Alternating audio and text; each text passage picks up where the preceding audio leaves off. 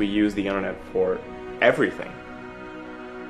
To talk to our loved ones, to work together, to play together. The wonder of the web is that people have participated in the last 25 years sharing so much about themselves. But unfortunately, we built it on a very fragile infrastructure. We have this exponential growth in the amount of data generated, and that's data that we need to store and safeguard. The way the internet has evolved, there are single points of failure everywhere. We saw this play out in Egypt, where suddenly one morning, people woke up to the internet just completely shut down. They couldn't reach each other, they couldn't talk to each other. We believe it's incredibly important to improve the properties of the internet with the ideas of decentralization and peer-to-peer networks. So that's what we're working on. We built IPFS, a protocol to remove those central points of failure, to improve the resilience of the internet and the web, and to give information a stronger sense of permanence. IPFS is a really amazing community of developers that are interested in building decentralized technologies. IPFS is a large-scale open source endeavor with people that contribute from all over the world.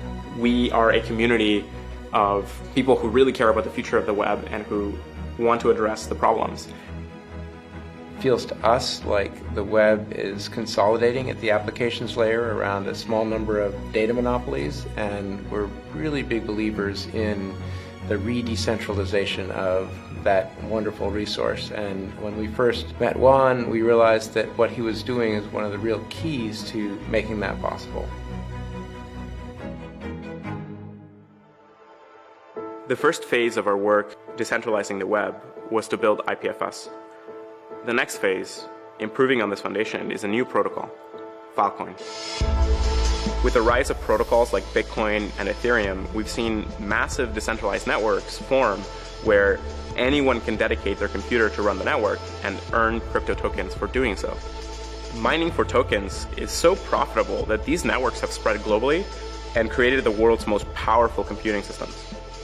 We realized that we could use the same kind of incentive structures of Bitcoin to create a decentralized storage network. There is a massive amount of unused latent storage out there. The vision for Filecoin is to create a decentralized storage market, a network kind of like Airbnb, where all that unused storage can be sold on the market.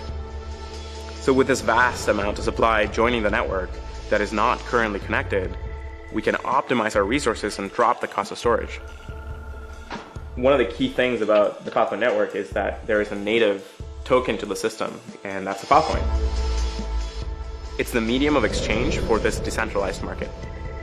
Users spend Filecoin to hire the network to store their files, and storage providers get paid in Filecoin, which scales with how much storage they add and how close they are to the users. One of the powerful things about Filecoin is that it allows individuals to be incentivized to act as parts of a network. Each individual will contribute their part and get paid for it, but then the sum of all the individuals will create a network that is much more powerful than the systems that we have today.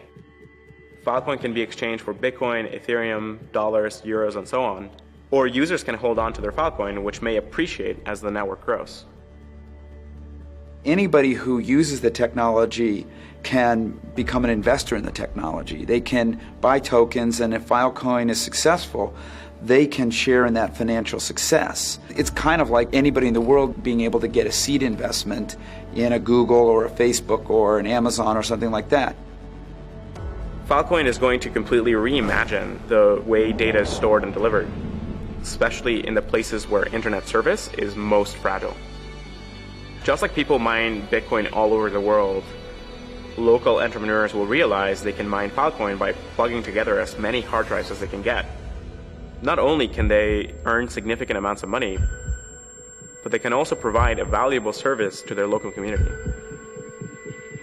We can move all of the really valuable, precious content of the internet, this amazing compendium of knowledge, into those regions so it can be served locally. and give access to billions of people who are currently locked out of the web.